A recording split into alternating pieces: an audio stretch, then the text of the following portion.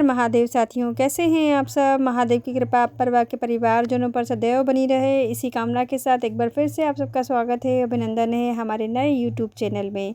तो साथियों, आज की वीडियो में हम आपके लिए लेकर आए हैं शिवलिंग से जुड़ी हुई कुछ महत्वपूर्ण जानकारियाँ।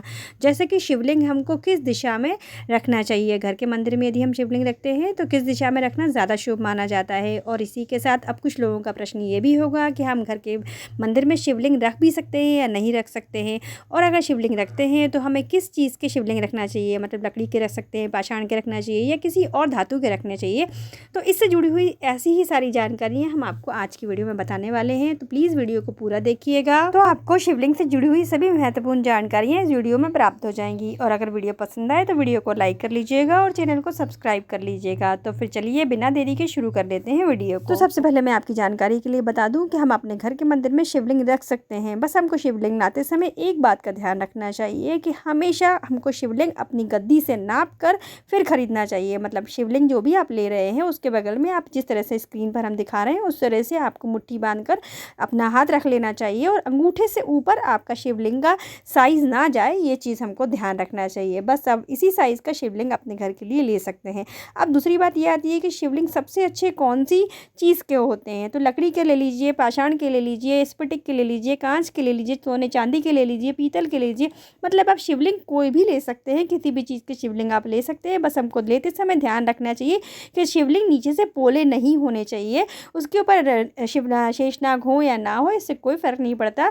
और मैं आपकी जानकारी के लिए बता दूं कि सबसे अच्छे शिवलिंग होते हैं नर्मदे शिवलिंग। अब नर्मदे शिवलिंग क्या होते हैं वो भी समझ लीजिए। नर्मदा नदी में से निकाले गए जो शिवलिंग होते हैं, मतलब उस पाषाण से बने हुए जो शिवलिंग होते हैं वो नर्मदे शिवलिंग कहलाते हैं। और उनकी खासियत ये होती है कि उनकी यदि हम पूजन आराधना प्रतिदिन नहीं भी करवाते हैं, यदि मान लीजिए हम कहीं बाहर चले गए हैं और अभिषेक पूजन कोई करने वाला नहीं है, तो भी हमको कोई दोष वगैरह नहीं लगता है। और यदि आप मध्य प्रदेश जाते हैं तो प्रयास कीजिए कि वहाँ नर्मदे शिवलिंग आसानी से मिल जाते हैं, तो आप ला सकते हैं। और नहीं है तो फिर आप जो आपके पास अवेलेबल है या जो उपलब्ध हो जाए वो भी आप ले सकते हैं। अब बात कर लेते हैं दिशा की, किस दिशा में हमको शिवलिंग रखनी चाहिए। मतलब यदि हम अपने घर में शिवलिंग रखकर पूजन करते हैं तो हमको किस दिशा में बैठकर पूजन करना चाहिए और शिवलिंग हमको किस दिशा में रखना चाहिए।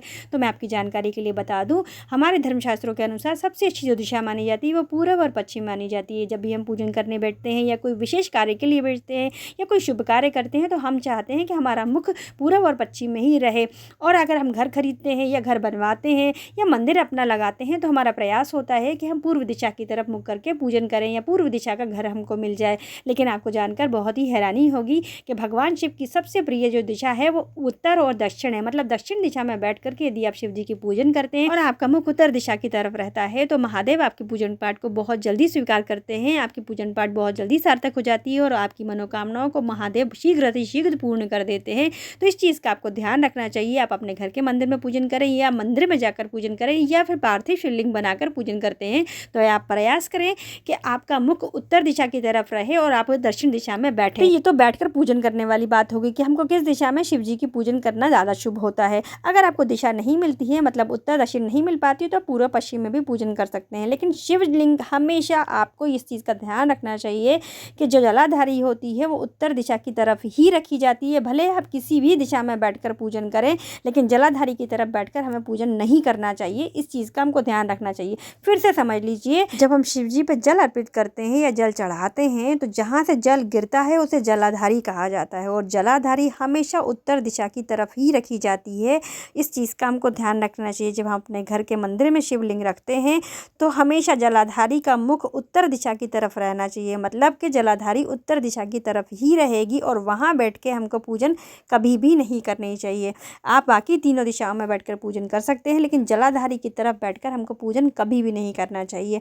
बस यही थी आज की वीडियो की जानकारियाँ। आशा करते हैं कि आपको इन जानकारियों से कुछ लाभ मिला होगा। जानकारी अगर आपको उपयोगी लगी हो तो प्लीज़ वीडियो को लाइक कीजिएगा और ज़्यादा से ज़्यादा लोगों को शेयर कीजिएगा। और ऐसी ही और वीडियोज़ के लिए और कथा पूजा पाठ से संबंधित वीडियोज़ के लिए और हमारे रीति रिवाज किस तरीके से हमको मनाना चाहिए उनसे संबंधित वीडियोज़ के लिए आप मेरे चैनल को सब्सक्राइब कीजिएगा और मुझे सपोर्ट कीजिएगा। मिलते हैं फिर किसी अच्छी सी वीडियो के साथ। तब तक के लिए अपना और अपनों का ख्याल रखिए। सादर जय श्री कृष्णा। हर हर महादेव।